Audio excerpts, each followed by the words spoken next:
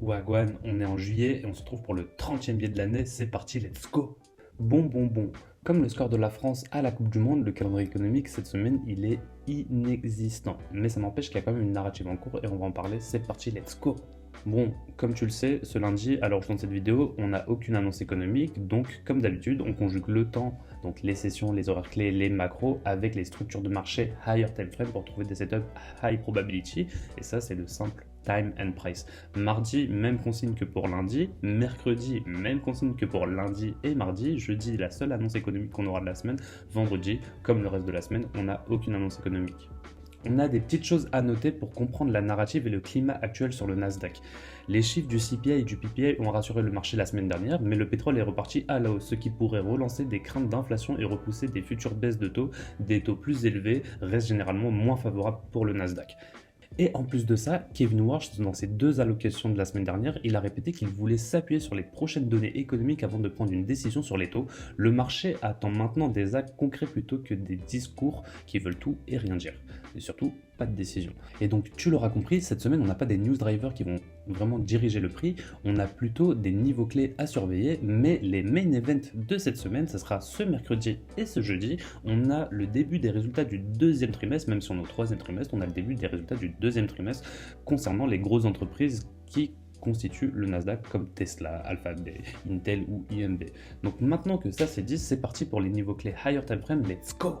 Le SP500 sur la gauche, Nasdaq sur la droite, une bougie vaut un mois ici, et comme tu peux le voir ici, en Monthly, qu'est-ce qu'on a? On a ici un beau déséquilibre. Ce déséquilibre qui est ici en Monthly, c'est vraiment quelque chose qui est important à notifier. Ici, il est présent aussi sur le Nasdaq. Mais ce déséquilibre qui est entre le Previous Monthly et le BCI que je t'ai montré à l'instant, il n'est pas visible sur le SP500, il est visible que sur le Nasdaq. Donc là, on a une petite divergence, c'est pas très important. On est quand même revenu sur une inefficacité, mais maintenant, on va surveiller si on va revenir sur cette inefficacité. Tout en sachant que, comme je te l'ai montré la semaine dernière, ici, on est déjà revenu dans ce volume imbalance qui constitue aussi ce déséquilibre monthly sur le SP500. Donc ça, c'est quand même à notifier au cas où on n'aurait pas un marché qui baisse cette semaine. Tu l'auras compris, j'attends une baisse cette semaine. On va voir ensuite en weekly et en daily pourquoi. Maintenant, on est de retour en weekly et on retrouve ici le déséquilibre en code couleur rouge monthly que je t'ai montré précédemment. On le retrouve également aussi sur le Nasdaq ici. Et comme tu peux le voir, cette semaine, je suis bearish. On va venir un petit peu prendre un zoom sur le graphique pour comprendre ce qui se passe. Maintenant, en un peu plus zoomé, on voit que ici, sur le SP500, on voit qu'on ouvre avec un New Week Opening Gap. On a la clôture de la précédente semaine et l'ouverture de cette semaine actuelle. On a exactement la même chose sur le Nasdaq ici.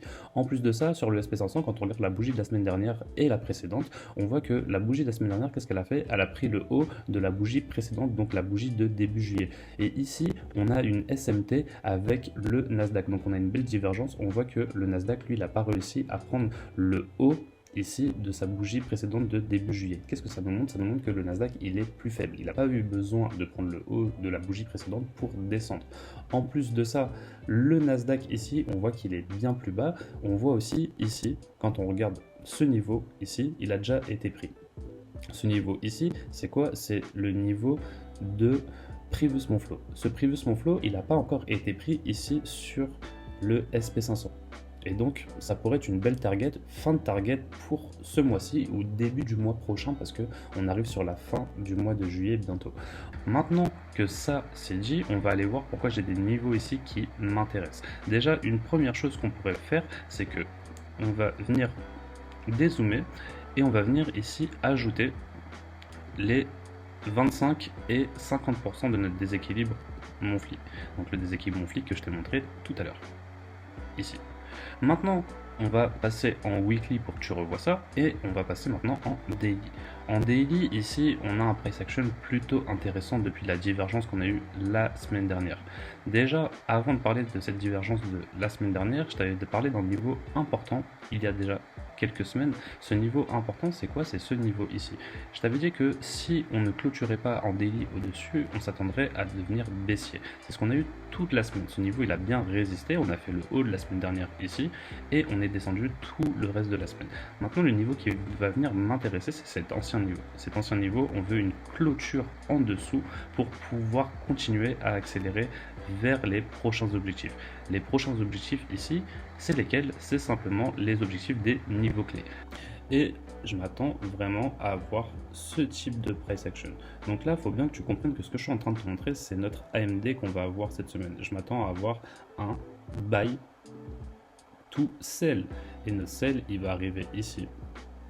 Et donc, on aurait bel et bien notre accumulation, manipulation, distribution pour aller rejoindre les niveaux clés. Est-ce que ça va se passer cette semaine? Est-ce que ça va se passer sur les 2 prochaines semaines? Ça, on va le voir. On sait très bien qu'on n'a pas un gros calendrier économique. Après, selon les résultats, si on a des mauvais résultats, ça pourrait aller très très vite ce mercredi, ce jeudi.